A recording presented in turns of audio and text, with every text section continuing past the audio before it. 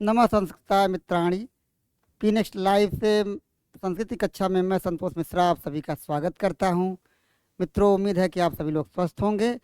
और आज हम सभी लोग माहेश्वर सूत्र जो पढ़ रहे थे, पिछली वीडियो में हम लोगों ने माहेश्वर सूत्र को पढ़ा है बढ़िया से, उस पर कुछ प्रश्न भी देखे हैं। आज उसके आगे हम लोग सीखेंगे।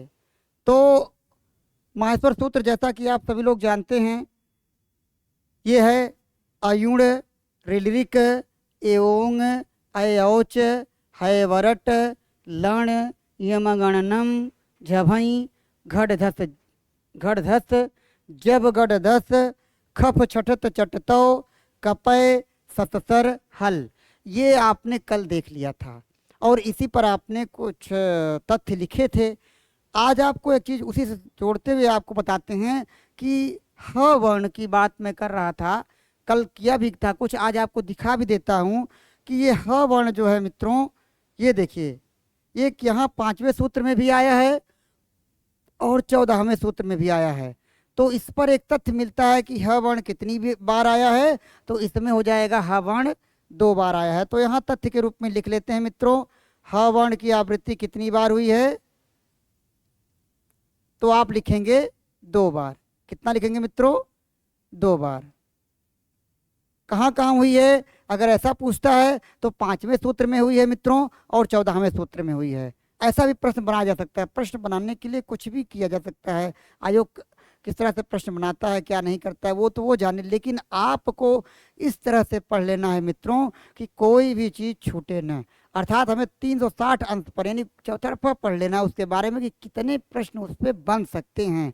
तो मित्रों, हैवरट में आया हुआ है और 14वें सूत्र यानी हल में आया है। सूत्र से प्रश्न पूछेगा मित्रों तब भी आप समझ लेंगे 5वें में और 14वें में आया है, ठीक है।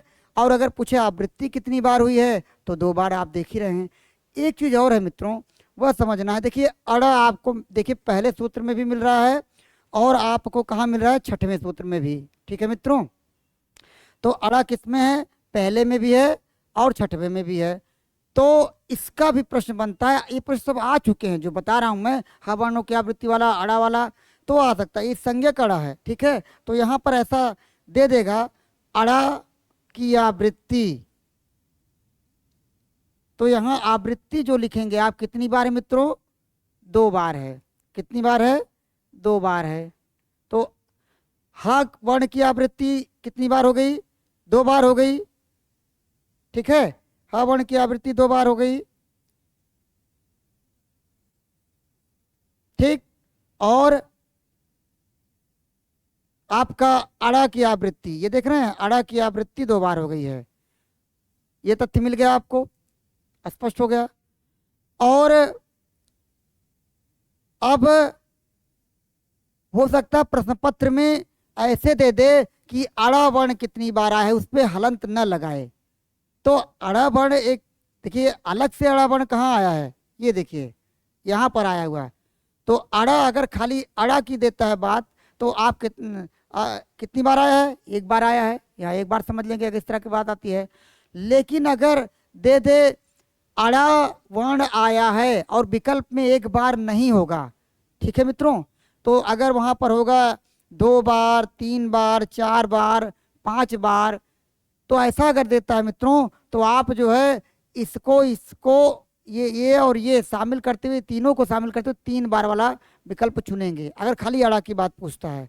लेकिन होता हो नहीं सकता है। मान लीजिए अगर हो जाए तो आप लोग सतर्क रहिए मित्रों। ये तो मुख्य मुख्य तथ्य थे।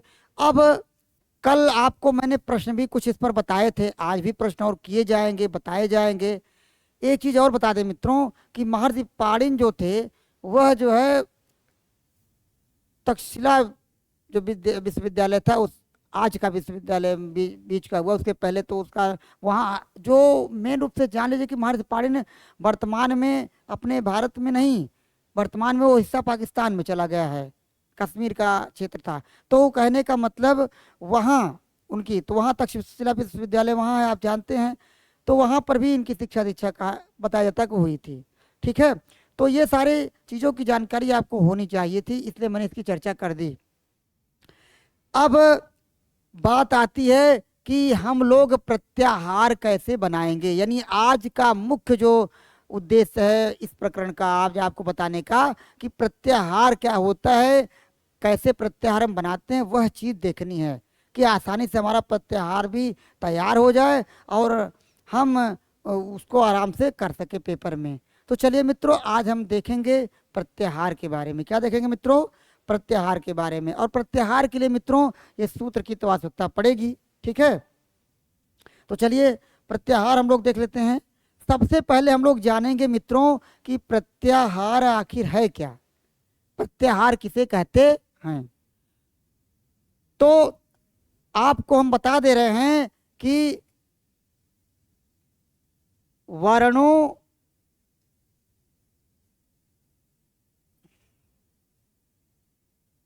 का संक्षिप्तीकरण, वर्णों का संक्षिप्तीकरण ही प्रत्याहार है। क्या है मित्रों? वर्णों का संक्षिप्तीकरण ही प्रत्याहार है। या आप एक परिभाषा ये जान सकते हैं, पेपर प्रश्न पत्र में रहेगा तो वर्णों का वर्णानाम संक्षेपणम करके, वो तो हम प्रश्न में बताएंगे संस्कृत में कैसे, लेकिन वर्णों का संक्षिप्तीकरण ही प्रत्याहार है। या इसको यूं भी कह सकते हैं मित्रों, यहाँ नोट कर लीजिए कि वर्णों को संक्षिप्त रूप से लिखने की विधि प्रत्याहार है। वर्णों को संक्षिप्त रूप से लिखने की, संक्षेप भी कह सकते हैं, संक्षिप्त रूप से लिखने की विधि प्रत्याहार है। लिखने की विधि प्रत्याहार है, ठीक है मित्रों। ये चीज आपके सामने बता दी गई। क्या बताया गया कि चाहे वर्णों को संक्षिप्त रूप से लिखने की विधि प्रत्याहार कह लीजिए या वर्णों का संक्षिप्तीकरण ही प्रत्याहार, इस तरह से विकल्प में कुछ भी रहेगा, आप प्रत्याहार की परिभाषा से संबंधित प्रश्न अगर आएगा तो चुन लेंगे, ठीक है मित्रों। तो आगे अब हम आगे बढ़ेंगे, आप आगे बढ़ेंगे तो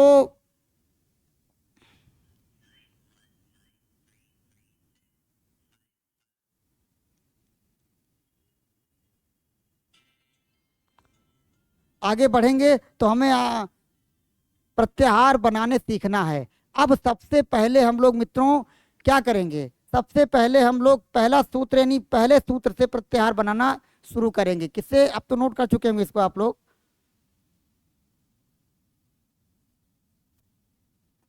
पहला सूत्र है आपका अयुण। क्या है मित्रों?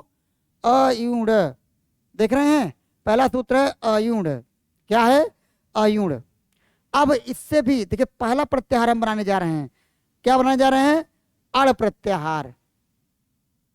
अगर दे दिया अड़ प्रत्याहार में कौन कौन से आएंगे तो आपको बताना है कि कौन कौन से वर्ण आएंगे। लेकिन उससे पहले एक बहुत अच्छी चीज आपको बता दें, समझने की चीज है कि प्रत्याहार में, प्रत्याहार बनाते समय हमें ये ध्यान रखना है कि इत संज्ञक वर्ण, ये देख रहे हैं आप लोग, कल इसकी चर्चा हुई थी, इस संज्ञक वर्ण को छोड़कर उस प्रत्याहार में कम से कम 2 वर्ण होने चाहिए, ठीक है। और आगे ये देखना है कि इत संज्ञक वर्ण से किसी प्रत्याहार को शुरू नहीं करना है, यानी प्रत्याहार की शुरुआत इस संज्ञक वर्ण से नहीं होगी। कौन से वर्ण से होगी? जो इस संज्ञक के अलावा वर्ण है। लेकिन ये भी ध्यान रखना है मित्रों कि इस संज्ञक वर्ण से शुरू तो नहीं कर सकते हैं, लेकिन अंत उस पर ही करना है। अगर इस संज्ञक वर्ण पे आप अंत नहीं करेंगे तो प्रत्याहार गलत हो जाएगा, प्रत्याहार की प्रक्रिया गलत हो जाएगी, ठीक है मित्रों। तो इस बात का लोग थोड़ा सा ध्यान दें। अब हमने जैसा कि लिखा है अण प्रत्याहार में, तो आप देख रहे हैं अड़, तो ये आ है और ये अड़ा है, यानी कि पहले सूत्र में ही हमें अड़ मिल गया है, सामने दिख रहा है। तो अड़ में अगर करेंगे तो हम इस संज्ञक वर्ण को तो लिखेंगे नहीं। क्या क्या लिखेंगे मित्रों? अ, ई, उ, ये 3 वर्ण हमने लिख लिया। यानी अण प्रत्याहार में पूछा गया कौन कौन से वर्ण आते हैं, तो हमने लिख लिया अ, ई, उ, यानी ये 3 वर्ण लिख लिया, ठीक है मित्रों। अब यहां पर एक और ध्यान देने की आवश्यकता है। प्रत्याहार तो ये नहीं कहता है कि मतलब आप स्वर का स्वर में बनाइए, व्यंजन वर्णों का व्यंजन वर्णों बनाइए। अगर ऐसा होता तो आपका अट प्रत्याहार नहीं बनता, ठीक है, आपका सबसे बड़ा प्रत्याहार जो है अल नहीं बनता, ठीक। तो आपको ध्यान रखना है कि क्या अड़ा वाला और जगह है, तो आपने लिखा है संज्ञक अड़ा 2 बार आया है मित्रों। कितनी बार आया है? 2 बार आया है। तो आप यहाँ देखिए, ये एक अड़ा तो ये अण तो एक यहाँ ये बन जाएगा, और एक अण जो आएगा मित्रों उसमें आप लोग लिखेंगे कहाँ से कहाँ तक, यानी पहले सूत्र से लेकर के, पहला सूत्र देख रहे हैं, पहले सूत्र से लेकर के इस छठवें सूत्र तक, यानी यहाँ तक हम लोग लिखेंगे अण के बारे में।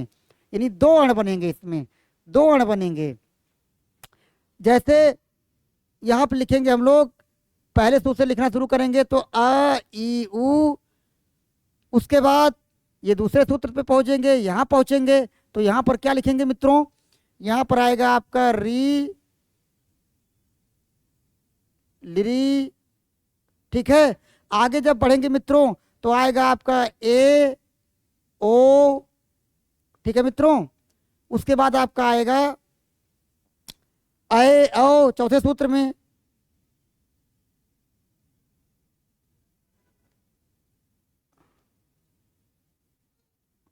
ए आओ, और आगे बढ़ेंगे क्योंकि हमें चौथे पे नहीं रुक जाना है मित्रों, क्योंकि आपने देखा अड़ का मतलब यहाँ छठवें तक है, इसका मतलब हम लोग वहां तक लिखेंगे, वहां तक के वर्णों को लिखेंगे, हलंत वाले वर्णों को छोड़ देंगे। अब आएंगे इस पर 5वें पर, तो मित्रों क्या मिलेगा हमें, ह य व र, और इधर क्या मिल जाएगा छठवें में, ला मिल जाएगा मित्रों।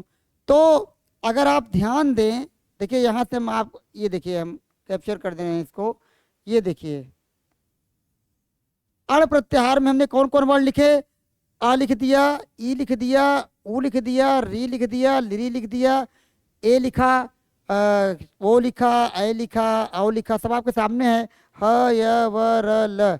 तो कहने का मतलब अण प्रत्याहार में सिर्फ अ ई ऊ ही नहीं आता है, अण प्रत्याहार में आ से लेकर के वहां तक भी अच्छा आ सकता है, नहीं पहले सूत्र से लेकर छठवें सूत्र तक के बीच का अक्षर आ सकता है, ठीक है मित्रों।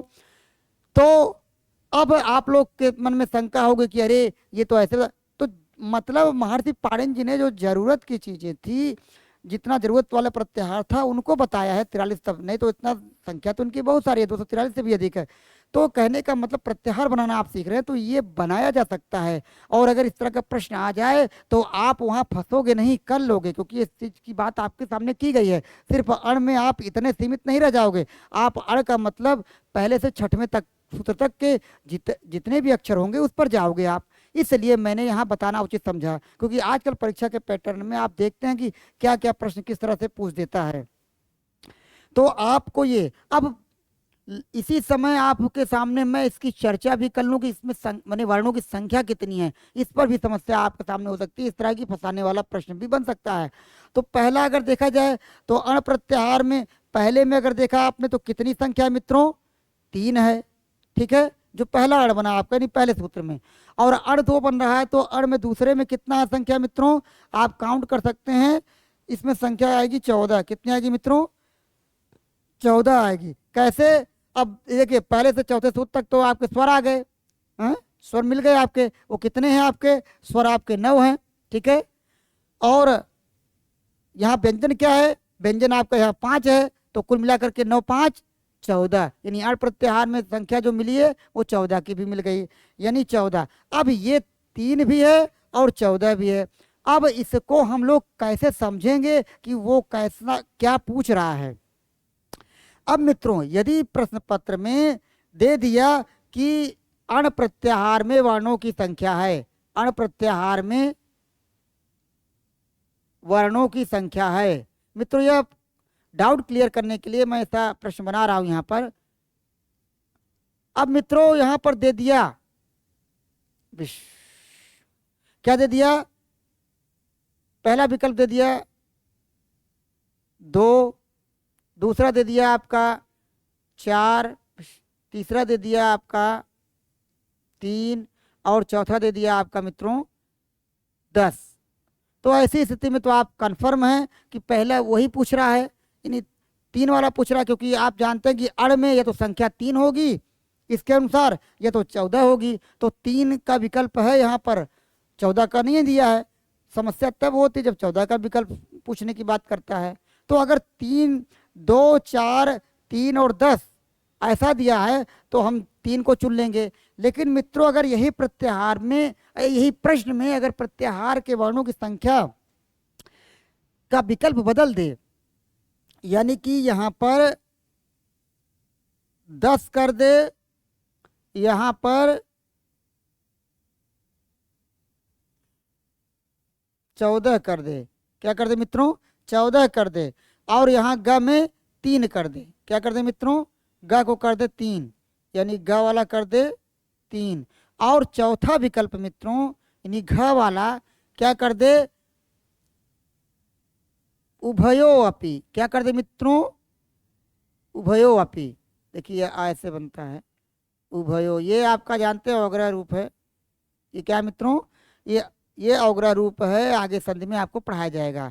तो मित्रों, अगर इस तरह का विकल्प दे देता है तो जाहिर सी बात है कि आपको सारी समस्या हो जाएगी कि आप क्या चुने, 14 चुने, 3 चुने, वहाँ उभयो अपि दे दिया है, दोनों को शामिल करने वाला दे दिया है। तो ऐसी स्थिति में सबसे सही विकल्प तो यही होगा, सबसे बचाव का रास्ता तो यही होगा कि भाई 3 भी होता है, 14 भी होता है, तो हम लोग किसको चुन लेंगे, उभयो अपि को चुन लेंगे। ठीक है मित्रों, उभयो अपि को चुन लेंगे, ठीक है।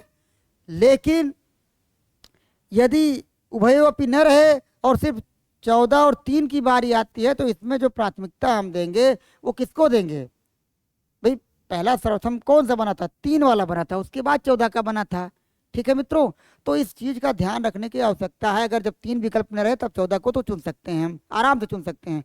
तो इस तरह की जो बातें होती हैं मित्रों, इस पर चर्चा कर लेने से क्या रहता है कि अगर इस तरह का कोई प्रश्न बना फंसाने वाला तो आप वहां निकल सकते हैं, क्योंकि सीमित अगर ज्ञान आपके पास रहेगा, सीमित रूप से समझे रहेंगे, तो परीक्षा सीमित रूप से समझने की चीज़ नहीं है, उसको विस्तार से समझना है। उस तरह से जैसा भी वहाँ माहौल बनेगा, प्रश्न जैसा भी आएगा, उसी हिसाब से हम लोगों को उसका उत्तर देना होता है। तो हम लोगों को सब प्रकार से समझना जरूरी होता है, इसलिए मैंने यहाँ इसकी चर्चा कर दी आप लोगों के लिए।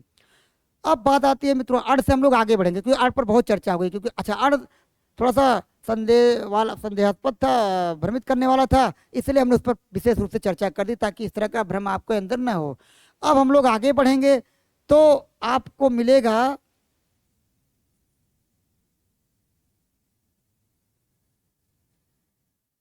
कौन सा प्रत्याहार मिलेगा,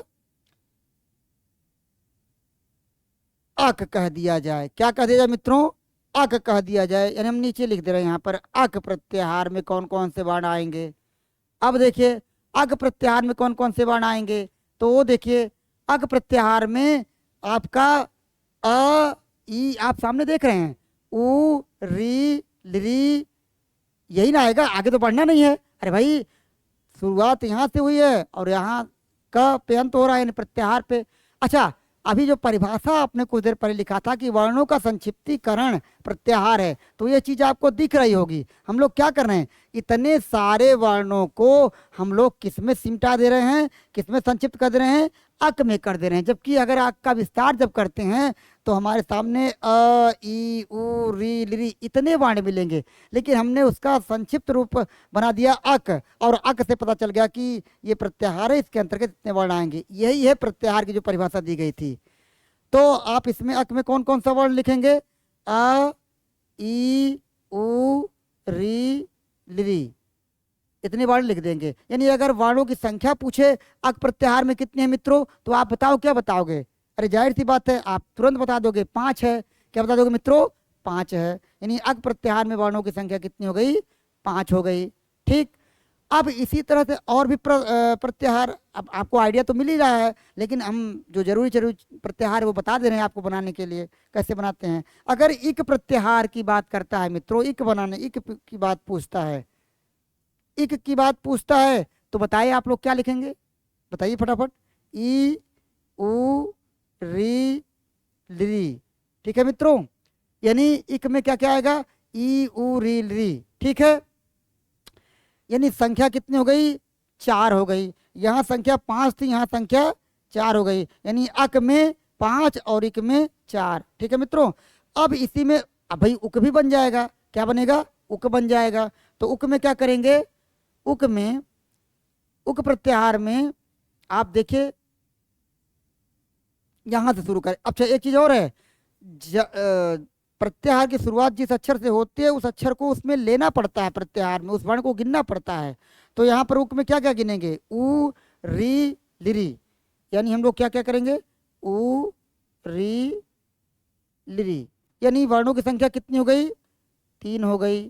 कितनी हो गई? 3 हो गई। अगर हम लोग रिक बनाना चाहेंगे, रिक प्रत्याहार, तो रिक भी बन सकता है। संख्या कितनी होगी? इसमें 2 होगी। लेकिन कैसे बनेगा वो देख लीजिए।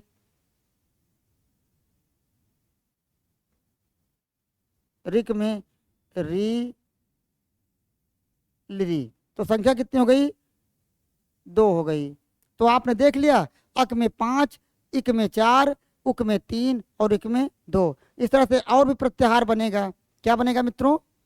और आगे अगला, अब इसको मिटा देना, आप लोग नोट तो कर चुके होंगे।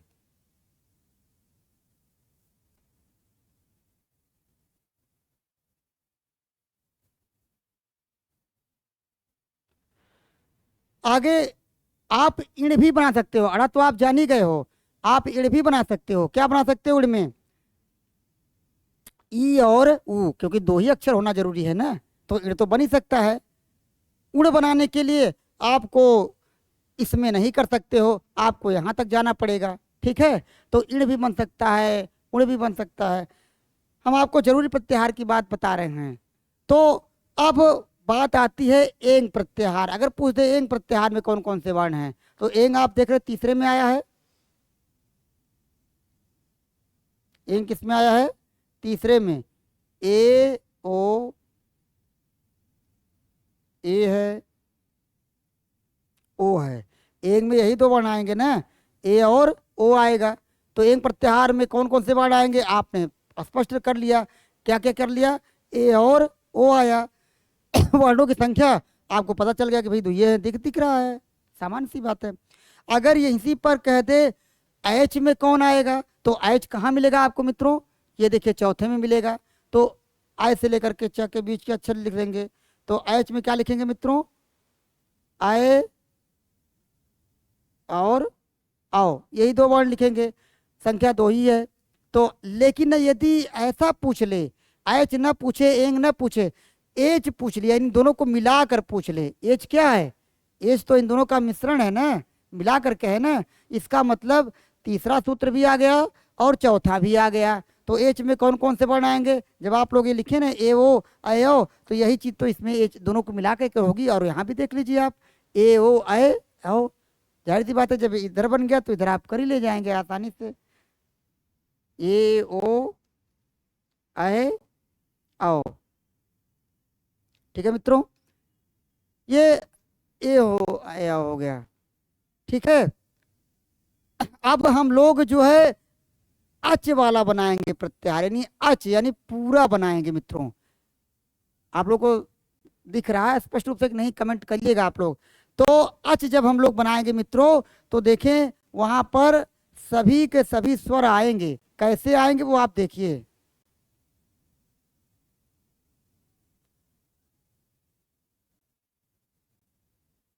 अच, अच में आएगा आपका। अब आज शुरू कर देंगे तो यहां से शुरू करेंगे पहले सूत्र से। पहले सूत्र से लेकर के चौथे सूत्र तक में अच का जो वर्ण है वो है। ये देख रहे हैं आप, अ है, ई है, ऊ है, री है, लिरी है, ए है, ओ है, आय है और औ है। ये आपको दिख रहा होगा। पहले से चौथे सूत्र के बीच में आपको अच प्रत्याहार के वर्ण दिख रहे होंगे। तो अगर ध्यान से इन्हें देखा जाए तो इनकी संख्या कितनी है? 9 है। यानी कि अच क्या है? अच स्वर है, यानी इसमें सभी स्वर आ गए। संख्या कितनी है? संख्या हो गई 9। यानी कि अगर पूछे अच प्रत्याहार में वर्णों की संख्या कितनी है, आप उत्तर बताएंगे 9। अगर पूछे अच क्या है, तो अच में आते हैं क्या? तो सभी स्वर आते हैं। यानी अच मतलब क्या हो गया? स्वर हो गया। यानी स्वर वाला प्रत्याहार पूछे तो भी अच, अच क्या है? स्वर वाला प्रत्याहार है। अच में क्या आते हैं? सभी स्वर आते हैं। अच की स्वर अच प्रत्याहार के वर्णों की संख्या कितनी है? आप बता देंगे फट से, 9 बता देंगे। तो यहाँ पर कई सारे प्रश्न आपको मिल जा रहे हैं। ये यहाँ पर स्वर वाला प्रत्याहार समाप्त होता है। अब हम व्यंजनों वाला प्रत्याहार शुरू करेंगे। अब देखिए व्यंजन वाला, व्यंजन कहाँ से शुरू हो रहा है मित्रों? 5वें सूत्र से शुरू हो रहा है, ये है ना। 5वें सूत्र से हमारा व्यंजन शुरू होता है। तो व्यंजनों में अगर हम प्रत्याहार बनाना शुरू कर रहे हैं तो सबसे पहले आपको मिलेगा, अब इसको मिटा दे रहे हैं, आप लोग लिख लिए होंगे, क्या होगा? हट होगा। क्या करते हैं? हट करते हैं। अगर हट प्रत्याहार में देखा जाए तो सीधी सी बात है, तरीका तो आप जान ही गए हैं, बड़ी आसानी से लिख सकते हैं। इसमें क्या बात है, यह वह र हो गया। अगर हाँ आपका पूछ दे यण प्रत्याहार, इसी में से पूछ दे कि यण में कौन कौन सा होगा, तो आप कहेंगे अरे सर इसमें क्या दिक्कत है, य से लेकर के अड़ा तक के बीच के सारे अक्षर, यानी इसको भी ले लेंगे, इसको भी ले लेंगे। आप तुरंत सूत्र देखकर फटाफट बना सकते हैं, य व र ल। अब मित्रों यण हमने जो बना दिया है, हम खास कर प्रत्याहार बना रहे हैं, आपको बाकी तरीका तो आप जान ही रहे हैं, लेकिन यण में अब आपको जान लेना पड़ेगा कि यण प्रत्याहार में य व र ल तो आते हैं, लेकिन ये अंतस्थ वर्ण भी हैं और अर्ध स्वर भी हैं। ध्यान दीजिएगा, अंतस्थ वर्ण इसे कहते हैं और अर्ध स्वर भी इसे कहते हैं मित्रों। ठीक है, तो अब ये मैंने क्यों लिखा है? इसलिए लिखा है मित्रों कि इस पर प्रश्न बनाया जा सकता है। क्या प्रश्न बनेगा कि अंतस्थ वर्णों वाला प्रत्याहार कौन सा है, या अर्ध स्वरों वाला प्रत्याहार कौन सा है, या यण में आते हैं सभी अंतस्थ वर्ण, सभी इस तरह के प्रश्न आएंगे। प्रश्न की चर्चा तो हम लोग करेंगे आगे, लेकिन हमने जो लिखा है इसका मतलब कि इस पर भी प्रश्न बन सकते हैं, इसलिए लिखा है। तो आप नोट करते चलिए, यण को यह वाला ल है, ये अंतस्थ वर्ण वाला प्रत्याहार भी कह सकते हैं, इसको अर्ध स्वर वाला प्रत्याहार भी कह सकते हैं। तो ये 2-3 प्रश्न इसमें से आपके निकल जाएंगे। अब आगे बढ़ेंगे मित्रों, तो यण के बाद आपका अब वर्ण भी बना सकते हैं, यहाँ से यहाँ तक। ठीक है, वर्ण बना सकते हैं, रण बना सकते हैं। तरीका तो आप पता है आपको, तो बना सकते हैं, लेकिन जरूरत जिसकी है उसी को देखा जाए। तो यहाँ पर आपको हम बता दें कि अब अगला प्रत्याहार हम लोग बनाएंगे, किसका बनाएंगे? वो बनाएंगे हम अनुनासिक वर्ण वाला। कहाँ है? 7वें सूत्र में है। तो देखिए मित्रों, ये 7वां सूत्र जो है, यम गणनम, जैसा कि आपने कल सीखा था पढ़ने, इसमें देख रहे हो आप लोग कि इया म अंग अड़ न सारे के सारे अनुनासिक वर्ण हैं, यानी किसी भी वर्ग का 5वां अक्षर ये दिख रहा है। तो अगर हमने कह दिया कि भाई यम यम प्रत्याहार, यम मत कहिएगा, यम वाला अलग चीज है, कह दिएगा यम प्रत्याहार में कौन कौन से वर्ण आएंगे। क्या कह दिएगा मित्रों? यम प्रत्याहार में कौन कौन से वर्ण हैं। तो यम में बताओ आप लोग, आप देख रहे हो सारे के सारे पंचमाक्षर हैं। पंचमाक्षर कौन कौन से? वर्ग 5 ही होते हैं, तो 5 अक्षर होंगे ना, य म अंग अड़ा और न, अर्थात यम प्रत्याहार में क्या आएगा? य म अंग अड़ा और न आएगा। अब इसको कहते भी क्या और है वह भी जान लो। इसको कहते हैं मित्रों अनुनासिक वर्ण। ठीक है मित्रों, इसे कहते हैं अनुनासिक वर्ण, इसे कहते हैं आपका पंचमाक्षर। ठीक है मित्रों, और इसे कहते हैं नासिक वर्ण। नासिक वर्ण, यानी इन नामों से कुछ भी अगर पूछता है तो जान लीजिए कि यह यम प्रत्याहार की बात करता है। जैसे अनुनासिक वर्ण वाला प्रत्याहार कौन है मित्रों? तो कह देंगे आप यम प्रत्याहार। अगर पूछता है नासिक के वर्ण वाला प्रत्याहार कौन है मित्रों? आप कह देंगे यम प्रत्याहार। यानी सबके लिए उत्तर यही यम होगा। क्या होगा? यम होगा। अगर पूछ दे मित्रों पंचमाक्षर या हर वर्ग का 5वां अक्षर किस प्रत्याहार में आता है, तो आपका उत्तर होगा यम प्रत्याहार में मित्रों। ठीक, तो आसानी से आप लोग कर लेंगे, इसको नोट भी कर लिया होगा आप। अब हम आपको बता रहे हैं कि यण और यम को, यम नहीं, यण और यम को मिलाने पर एक कौन प्रत्याहार बन रहा है, उसको आप देख लें। कमेंट्स आप जरूर अपना लिखिएगा कि आप लोगों को देखने में असुविधा तो नहीं हो रही है, नोट करने में दिक्कत तो नहीं हो रही है, जल्दी तो मिटा नहीं दिया जा रहा है। इस तरह के कमेंट आप करेंगे तो हमको भी जानकारी मिलती रहेगी, सुधार करने का अवसर मिलेगा। तो इस तरह से कमेंट आप लोग करते रहिएगा कि क्या दिक्कतें आ रही है और असुविधा आपको क्या हो रही है, तो उसको दूर किया जाएगा। तो अब हम मित्रों चलेंगे, हमने कहा था कि यण और यम को मिला दें, यानी यण और यम इयम प्रत्याहार। क्या कौन सा प्रत्याहार मित्रों? यण और यम को मिलाने पर एक नया प्रत्याहार बनता है, वो बनता है आपका यम प्रत्याहार। यण में आपने देख लिया था अक्षर, यम में देख लिया था, अब इनको मिलाने से देखिए कौन सा प्रत्याहार बना, यम प्रत्याहार बन गया। अब यम प्रत्याहार में कौन कौन से वर्ण आएंगे? जाहिर सी बात है कि आप यण वाला तो यह वाला जानते हैं, ठीक है, और यम वाला य म अंग अड़ा न, ये भी जानते हैं आप, ठीक है। तो वर्णों की संख्या इसमें कितनी हो जाएगी? ये देखिए, अरे भाई 4 इसकी और 5 इसकी, तो 4 और 5 कितना हो जाता है? 9। यानी कि वर्णों की संख्या यम प्रत्याहार में पूछे तो 9 होगी, अगर यण प्रत्याहार में पूछे तो 4 होगी संख्या, और यम में पूछे तो 5 होगी। ठीक, तो यण प्रत्याहार में 4, यम में 5, और अगर यम में पूछे मित्रों तो वहां पर हो जाएगी आपकी 9 हो जाएगी। ठीक, अब वह चीजें यहां भी लागू होंगी, जैसे हमने यण में बताया था कि अंतस्थ वर्ण है, अर्धस्वर है, और इयम में बताया था कि अनुनासिक है, नासिक है, पंचमाक्षर है। तो इन सभी से प्रश्न ऐसा बनाया जा सकता है इसके बारे में। इस तरह के जब प्रश्न बनेंगे तो आपको और आसानी होगी समझने में, वो प्रश्न में मिलेगा आपको। आगे बढ़ते हैं मित्रों, हम और प्रत्याहार की तरफ बढ़ते हैं आगे, जो जरूरी प्रत्याहार है। जैसे दे दिया आपका ये 8वें सूत्र पर जब आएंगे तो झई प्रत्याहार भी बनाने के लिए दे सकता है। 2 अक्षर तो इसमें है ये हैं, यानी झई प्रत्याहार भी बनाने को आपको दे सकता है। झई प्रत्याहार, झई में क्या करेंगे मित्रों? जाहिर सी बात है झ और आपका भ रहेगा, वो दिख रहा है आपको।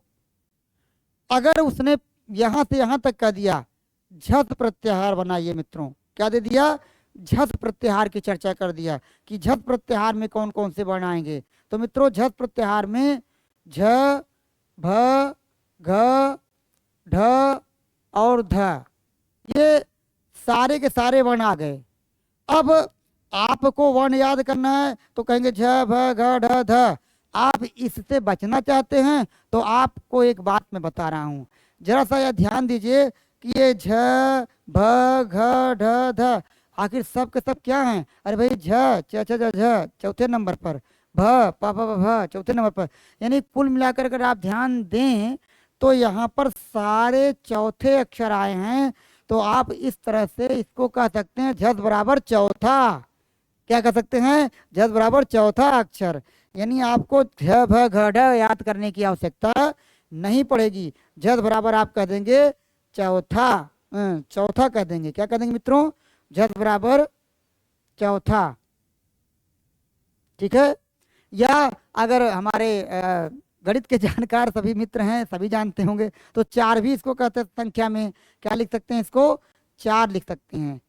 4 को आप 2 तरीके से समझ सकते हैं, हिंदी में भी और आपका इंग्लिश में भी।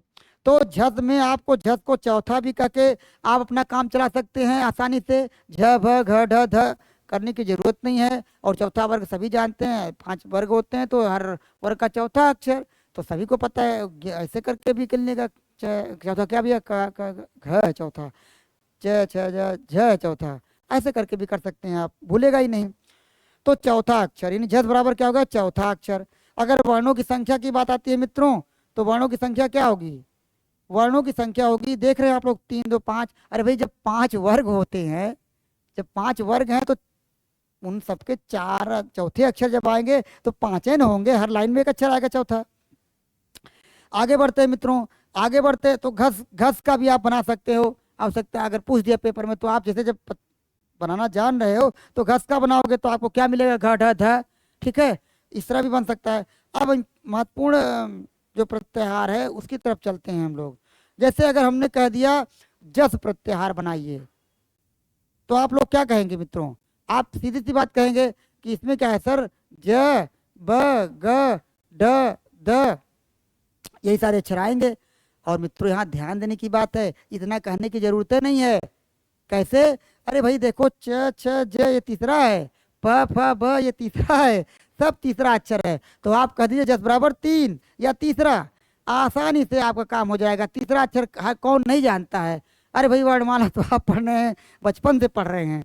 तो आप जस बराबर तीसरा कह सकते हैं या 3 कह सकते हैं। तो आपको ज ब ग ड द याद करने की जरूरत पड़ेगी ही नहीं। इतना कौन याद रखना है? ठीक है मित्रों, आसान हो जाता है आपके लिए। और संख्या की बात है तो संख्या आप देख रहे हैं 5 है, ये संख्या हो गई। संख्या कितनी मित्रों? 5 है। और अगर देखा जाए कौन सा अक्षर आता है तो तीसरा अक्षर आता है। 3 गिनती में भी लिख सकते हैं, 3 क्या कर सकते हैं? गिनती में भी लिख सकते हैं। ठीक, अब मित्रों आगे बढ़ेंगे तो हम इसको यानी जो 8वां है और 10वां, इस सूत्र को मिला करके एक प्रत्याहार बना सकते हैं। नहीं, हम झस और जस को मिला करके भी एक प्रत्याहार बना सकते हैं। वो क्या बना सकते हैं मित्रों? ये देखिए, इसका झ और इसका तालब स, तो झस मिला करके जब प्रत्याहार बनाएंगे मित्रों तो क्या बनेगा? वो देखिए, ये देखिए झ स, इसमें तालब स आ गया, उसमें मूर्धन्य स था। ठीक है मित्रों, इसमें कौन सा स आ गया? तालब स। ठीक, तो झस में क्या क्या आएगा मित्रों? झस में आएगा, बताइए आप लोग, झ भ घ ढ ध, और क्या आएगा मित्रों? ज ब ग ड द। यानी आपको इतना याद करना पड़े तो ये थोड़ा सा दिक्कत हो जाएगी। प्रत्यय कितना याद करेंगे आप प्रत्याहार के वर्णों को? तो एक तरीका मैं आपको बताता हूँ, थोड़ा ध्यान दीजिएगा। कि देखिए मित्रों, ये चौथा अक्षर है ना, हर वर्ग का चौथा अक्षर है ना, ये बताइए है कि नहीं है? बोलिए हाँ। छ भ घ ढ ध, चौथा हो गया। इसका संक्षिप्त हमने लिख लिया, चौथा का चौ लिख दिया बिंदी से। ये लाघव चिन्ह है, हिंदी में आपने पढ़ा होगा। ज ब ग ड द, ये क्या है मित्रों? ये तीसरा है। ठीक, अब इसका हमने संक्षिप्त रूप बना दिया। क्या बन गया मित्रों? इसको जब हम लिखते हैं तो क्या लिख देते हैं? चौथी। यानी झस प्रत्याहार में वर्णों की वर्ण कौन कौन से हैं तो हम चौथी कह के पहचान लेंगे। चौथी मतलब चौथा तीसरा वर्ण, और किसका? हर वर्ग का। तो झस बराबर हम झ भ घ ढ ध ज ब ग ड द, ना इतना करे, हम कहते कि चौथी, बड़े आराम से। चौथी का मतलब चौथा तीसरा, किसका? हर वर्ग का। तो यानी किसी वर्ग का चौथा तीसरा अक्षर आता है भैया, वो किस में आएगा? झस प्रत्याहार में आएगा। खाली मूर्धन्य स वाला झस रहे तो चौथा अक्षर आएगा, अगर जस रहे तो तीसरा आएगा, अगर झस रहे तो भैया चौथा तीसरा दोनों आएगा। आराम से पकड़ सकते कि नहीं? आसान हो गया कि नहीं? आप लोग अपना कमेंट्स के माध्यम से आप लोग क्या आसानी हो रही है आपको या क्या समस्या है, कुछ भी हो आप कमेंट्स के माध्यम से जरूर बताइएगा। अब देखिए, झस की बात हो गई, चौथी से हमने समझ लिया। वर्णों की संख्या क्या हो जाएगी? आसानी से कर सकते हैं, चाहे गिन लीजिए 5 5 10, और वैसे भी समझ सकते हैं यार। हर वर्ग के चौथे और तीसरे अक्षर यानी 2 अक्षर आ रहे हैं, तो वर्ग कितने होते हैं? 5 होते हैं। यानी 2 पंचे 10 कह लीजिए। कितने वर्ण हो गए? 10 वर्ण संख्या। ये हिंदी की संख्या है। आप ऐसा भी कर सकते हैं 2 × 5 = 10। ठीक है, तो यानी 2 पचे 10, यानी वर्ण कितने हो गए? 10। और अगर आप लोगों को 10 ना कहना हो तो ऐसा भी कह सकते हैं, ये झस बराबर ऐसे कह दीजिए तो भी संख्या पता चल जाएगी। 5 और 5 10। आसान से ट्रिक आप लोगों के लिए बता रहे हैं समझने के लिए। ठीक है, अब आपको अगले प्रत्याहार पर लेके चलते हैं। यानी अगला प्रत्याहार कौन सा? उम्मीद है कि आप लोग नोट कर चुके होंगे इसको और ट्रिक भी समझ गए होंगे, आपको आसानी हो सकती है इसमें। वर्णों की संख्या भी आपने आसानी से निकाल लिया। मित्रों आगे बढ़ते हैं तो आगे आपको ये बड़ा जो सूत्र है, हमारा 11वां सूत्र सबसे बड़ा सूत्र है, इस पर प्रत्याहार बना सकते हैं हम लोग। जैसे अगर हमको कह दिया जाए पूरे सूत्र का बनाना हो, ख प्रत्याहार बनाना हो मित्रों, तो ख प्रत्याहार में जाहिर सी बात है कौन कौन से अक्षर आएंगे मित्रों? बताइए जरा। ख में आप यहाँ से देखेंगे ये सारे अक्षर आएंगे। ख में वहां तक आएंगे, यानी कि क्या लिखेंगे? ख फ छ ठ थ, च ट त क प। ध्यान दें, इतना अक्षर बताना है। क्या क्या बताना है मित्रों? ख, फ, छ, ठ, थ, च, ट, त, क, प। तो देखिए मित्रों, ये जो देख रहे हैं आप लोग, ख, फ, छ, ठ, थ, ध्यान से देखिए, ये दूसरा अक्षर है कि नहीं किसी वर्ग का? यहाँ लिख देते हैं, इसको हम इसी में लिख देते हैं।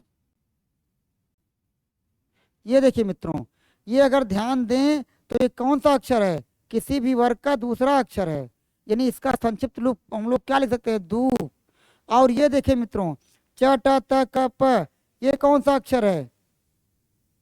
इस तो प नहीं आएगा मित्रों, खाली इसमें च, ट, त आया है। क्या आया मित्रों? च, ट, त, थोड़ा सा हो गया मिस्टेक। तो ये दूसरा अक्षर है पूरा पूरा, यानी हर वर्ग का दूसरा अक्षर आया हुआ है, और ये च, ट, त आया है।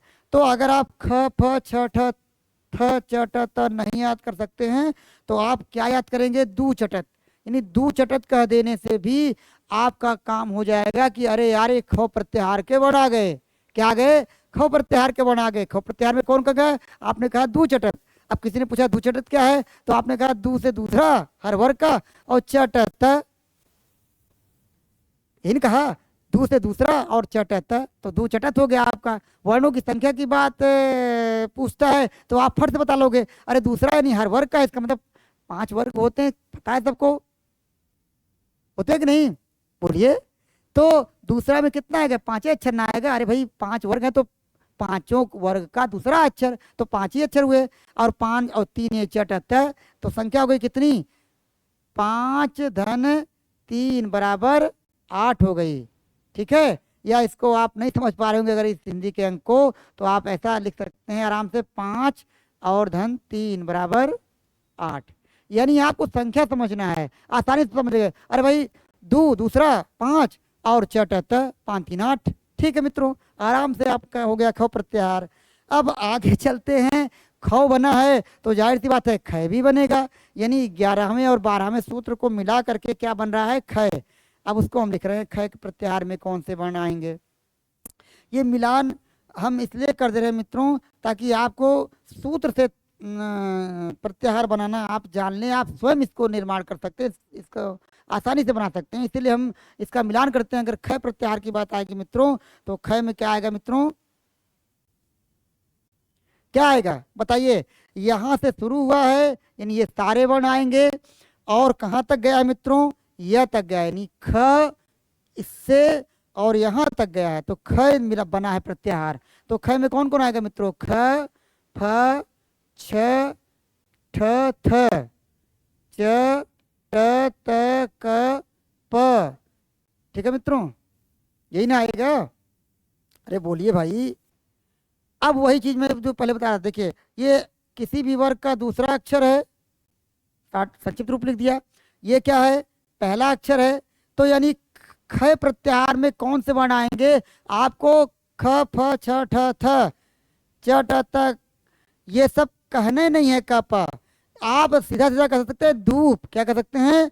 धूप कह सकते हैं। धूप मतलब हो जाएगा आपका दूसरा, ये इसका विस्तृत रूप भी देख सकते हैं आप, दू का मतलब दूसरा। ठीक है मित्रों, और प का मतलब पहला हो जाएगा। ठीक है, तो धूप कह दे तो भी ख प्रत्याहार के वर्ण निकल आएंगे, इसमें दूसरा और पहला हो जाएगा। अगर संख्या की बात पूछता है मित्रों, आसानी से निकल जाएगा। अरे भाई किसी वर्ग का पहला दूसरा अक्षर आता है तो वर्ग तो 5 न होते हैं, जब दोनों अक्षर आते हैं तो आराम से दो पंचे 10, यानी कितनी संख्या हो जाएगी? यानी इसमें भी 5, इसमें भी 5, यानी हो जाएगा 10। ठीक है, अब हम लोग आगे बढ़ेंगे, अगले प्रत्याहार पर चलेंगे। अब अच्छा, इसमें छोटे छोटे प्रत्याहार भी आप बना सकते हो। जैसे क्या बना सकते हो? जैसे आपको बनाना होगा चौ, तो भी बन सकता है, यहाँ से भी थौ भी बन सकता है, ठौ भी बन सकता है। तरीका तो आपको बता दिया गया है। फौ भी बन सकता है। ठीक है, और ख वाले में आप लोग जो है ख को इतने नहीं, आप च भी बना सकते हो, यानी च से लेकर के यहाँ तक, यानी च प्रत्याहार भी बन सकता है, कोई दिक्कत नहीं है। च में क्या क्या आएगा? अरे भाई च में ये 3 अक्षर ये आएंगे, और क पर ये आएगा, यानी 5 अक्षर आएंगे, तो च भी बन सकता है। यानी छोटे छोटे प्रत्याहार भी बनाए जा सकते हैं। ठीक है, संख्या भी आप बता सकते हैं, कोई दिक्कत नहीं आपको होगी बता बनाने में। हम महत्वपूर्ण प्रत्याहारों को बता रहे हैं जिसकी जरूरत पड़ती है या जो परीक्षा में पूछे जा सकते हैं। बाकी बनाने के लिए तो आप इस तरफ का तरीका बता ही दे रहे हैं, सब बना सकते हैं आप लोग। ठीक है, तो चलिए मित्रों आगे बढ़ते हैं हम लोग। आगे जब बढ़ेंगे मित्रों तो आपको एक प्रत्याहार मिलेगा सर और सल भी मिलेगा। क्या मिलेगा मित्रों? सर भी मिल सकता है प्रत्याहार में और सल भी मिल सकता है। पहले हम मित्रों सर का बना लें। अगर सर प्रत्याहार की बात करते हैं मित्रों, तालब हिस्सा है इसमें शर, ध्यान से बोलना भी सीख लीजिए। श श श मित्रों इसमें 3 सा आए हैं। कुछ लोग मित्रों मूर्धन्य स को ख रूप में पढ़ते हैं, ऐसा नहीं करना चाहिए, वो शिक्षण सिद्धांत के अनुसार गलत है, भाषा शिक्षण सिद्धांत के अनुसार वो। और जब उच्चारण स्थान आप लोग पढ़ेंगे अगले टॉपिक में तो वहां पे आपको बताया जाएगा। तो एक पहला है तालब श यानी तालु से हम बोलेंगे, पहले को तालु से बोलेंगे ये वाले को, और दूसरा जो मूर्धन्य स है इसको मूर्धा पे बोलेंगे, हमारी जीवा वहां जाएगी श। और तीसरा वाला जो है ये छोटा सा जिसको आप कहते हैं वो दंत से बोलते हैं स। तो श स ऐसे उच्चारण आराम से कर सकते हैं, वो बताया जाएगा उच्चारण वाले टॉपिक पर, शीर्षक पर। तो अब ये सर में क्या गया है मित्रों? सर में आ गया आपका श स, तीनों से आ गए। अगर इस अच्छा संख्या कितनी हो गई मित्रों? संख्या कितनी हो गई? अरे भाई कितनी है? 3 तो है,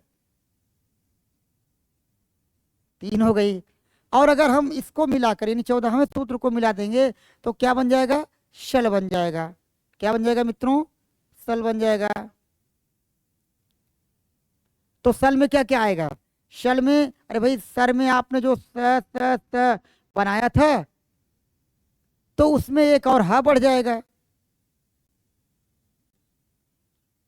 ठीक है, ये हा बढ़ गया आपका, तो क्या हो गया? पूरा का पूरा। अब आप इसको स न कह करके आप इसको उष्म वर्ण आराम से पढ़ सकते हो। यानी कि सल प्रत्याहार में कौन से वर्ण आते हैं तो आराम से कह सकते हो उष्म वर्ण आते हैं। ठीक है मित्रों, और संख्या कितनी है तो जानते हो उष्म वर्ण कितने हैं? 4 हैं भाई, धीरे धीरे दिख भी रहा है 4। तो कोई दिक्कत नहीं है, कोई दिक्कत है नहीं है। अगर दिक्कत होगा तो आप बताइएगा कमेंट्स के माध्यम से। ठीक, अब आगे बढ़ेंगे मित्रों। अब आगे बढ़ेंगे तो और बड़े प्रत्याहारों की तरफ चलेंगे। ठीक है, ताकि उसका भी अनुभव आपको हो जाए, तरीका भी समझ में आ जाए, संख्या भी उससे पूछ सकता है। ठीक है मित्रों, तो जान लीजिए। जैसे बड़ा प्रत्याहार में जैसे आपको कह दे मित्रों, कह दे झय प्रत्याहार बना दिए, यानी 8वें सूत्र से लेकर के कहाँ तक बना दिया? 12वें। यानी इस 8वें सूत्र से मित्रों यहाँ से ला करके आपको इस सबसे होता हुआ किस पर कर दिया? आपका 12वें सूत्र की तरफ कर दिया। किस पे कर दिया? तो 9वां है आपका। ठीक है, तो यहाँ तक का प्रत्याहार पूछ लिया। यानी कितना प्रत्याहार पूछा मित्रों? ये सबसे होता हुआ, देखिए यहाँ से होता हुआ यहाँ तक, नहीं 8वें से 12वें सूत्र तक के प्रत्याहार यानी पूछे झय, झय प्रत्याहार में कौन से वर्ण आएंगे? तो मित्रों आप जानते हो, अरे भाई आपने भी प्रत्याहार बनाया था झ भ घ ढ ध। ठीक है, ज ब ग ड द ख फ छ ठ थ। ठीक है, और च ट त क प, अलग अलग लिखिएगा आप लोग, अलग अलग ही है। च ट त क प। ठीक है, इतने आते हैं, देख लिया आपने झय से। अब मित्रों ध्यान दीजिए कि मतलब इतने अक्षर कैसे हम कहें कि झय प्रत्याहार में कौन कौन से बनाएंगे, कैसे हम अक्षरों को याद रखें। तो आप लोगों के लिए सरल तरीका बता रहे हैं कि ये देखिए, ये आपका है चौथा, आप जानते हैं किसी भी वर्ग का चौथा अक्षर है।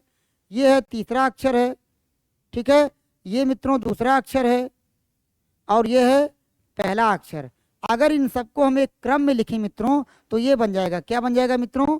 चौती दू प। मित्रों यही बनेगा अगर हमने क्रम में रखा ना, चौथा तीसरा दूसरा पहला।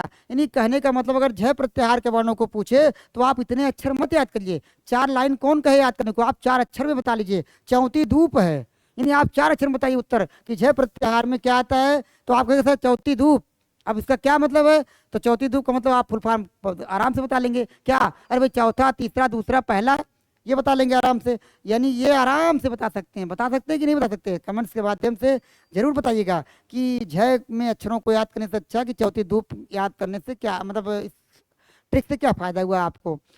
तो चौथी धूप में आपने झ बता लिया, चौथी धूप झ का लिया गया। चौथा हर वर्ग के चारों अक्षर आ गए इसमें आराम से, पहला, दूसरा, तीसरा, चौथा आराम से सामने दिख रहा भाई।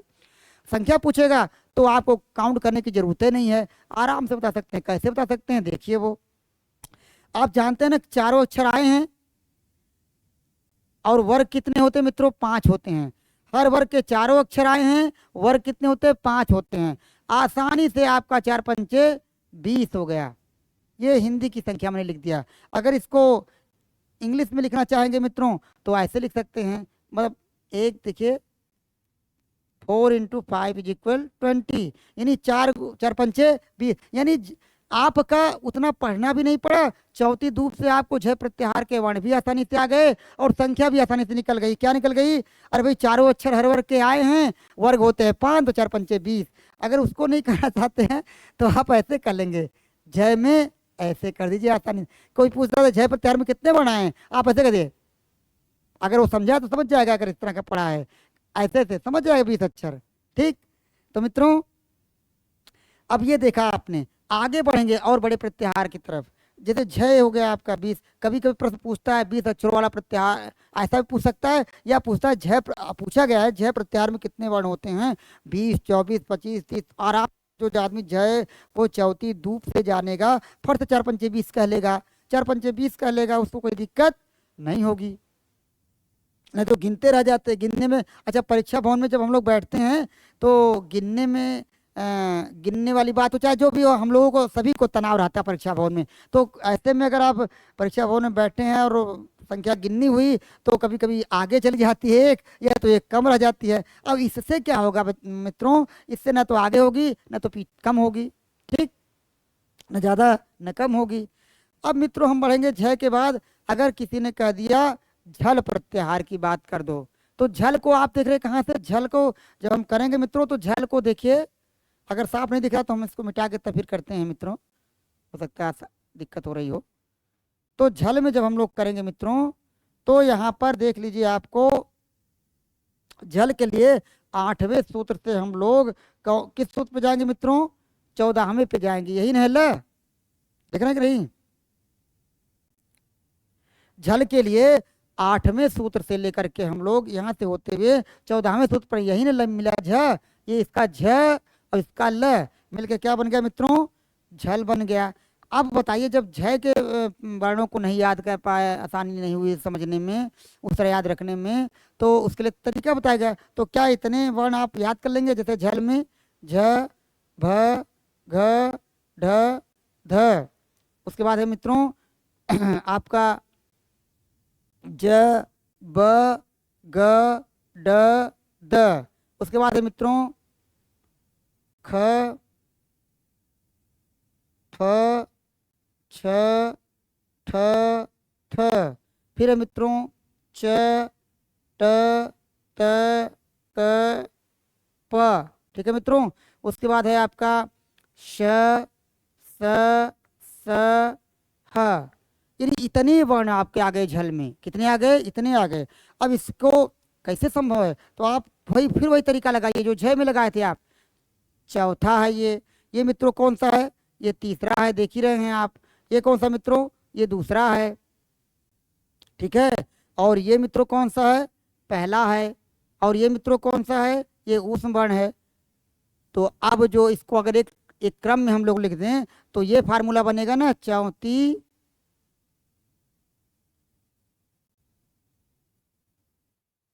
दुपऊ। यही ना बना मित्रों? क्या बन गया फार्मूला? चौथी दुपऊ। अर्थात हमको जो 5 लाइन के अक्षर गिनने की बात आती, उतना याद करते करते समस्या हो जाती, भूल भी हो सकती थी। तो इसके लिए हमने 5 अक्षर खाली लिख लिया। क्या लिख लिया? चौथी दुपऊ। और कहना भी आसान हो गया, आपके मन की बात हो गई है। चौथी दुपऊ आराम से कर सकते हैं। तो चौथी दुपऊ कह लिया आपने। अब चौथी दुपऊ क्या है? तो कहेंगे झल प्रत्याहार के वर्ण है भैया। अरे चौथी दुपहु क्या है, झल प्रत्याहार का वर्ण है, इसमें क्या दिक्कत है? कहेंगे क्या है मतलब? कहेंगे अरे क्या है, अरे देख रहे हो पहला दूसरा तीसरा चौथा वर्ण, यानी कि हर वर्ग के चारों वर्ण, और क्या, और उसमें बड़ा आ गया, यानी चौथी दुपहु में क्या आ गया? अरे भैया झल प्रत्याहार के में क्या आता है? तो आप कहेंगे चौथी दुपहु, कहेंगे क्या, अरे यार हर वर्ग के चारों अक्षर, पहला दूसरा तीसरा चौथा वर्ण, और आपका आ गया उस वर्ण, तो आसानी से आपका क्या हो गया, ये चौथी दुपहु, ये झल प्रत्याहार के वर्ण मिल गए आपको, तो आपने कह दिया चौथी दुपहु। अच्छा मित्रों, ये तो आपके लिए ट्रिक था।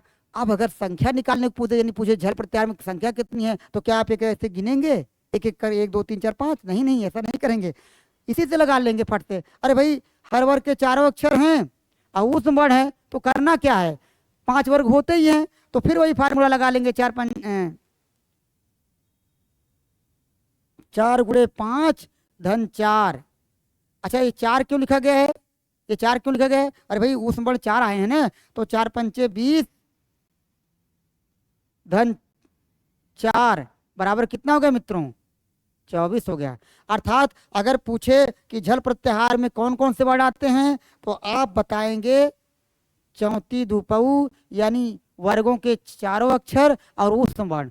और अगर इनकी संख्या पूछे तो फट से ऐसा कर सकते हैं, 4 पंचे 20 4 24। लेकिन जिन मित्रों को अगर मान लीजिए नहीं आता है, क्या नहीं आता मतलब गिनती भूल रहे हैं, मान लीजिए कोई भी बालक बालिका कुछ भी हो, जो भी हो सकता है, सबको नहीं हर चीज बढ़िया से आती रहती है, तो आप उसके लिए क्या है, ऐसे कर दीजिएगा, रुक रुक आओ, मतलब आसानी से आपका मनोरंजन भी हो गया। अगर पूछे झल प्रत्याहार में वर्णों की संख्या, तो कहेंगे रुक रुक आओ, मतलब समझ रहे हैं ना, रुक रुक, 5 चौके 20 और आओ यानी 4 24, यानी आसानी से आपका मनोरंजन भी हो गया और आप जो सीख भी लिए, यानी खेल खेल में आपने सीख लिया कि झल प्रत्याहार के वर्णों की संख्या आराम से किसी को बता सकते हैं और अपने आपको याद भी आसानी से रह सकता है। ये मेरा मित्रों प्रयास था आपके लिए, ठीक है। अब आप जो है आगे बढ़ेंगे, यानी और बड़े प्रत्याहार की तरफ चलेंगे, तो मित्रों इसको मिटा दें।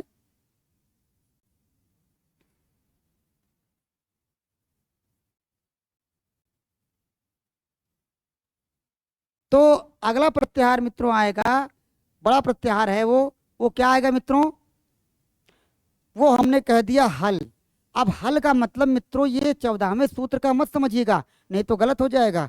हल का मतलब हो गया 5वें सूत्र से लेकर के 14वें सूत्र तक, यानी 5वें से 14वें सूत्र तक जो वर्ण आएंगे वो हल प्रत्याहार में आएंगे।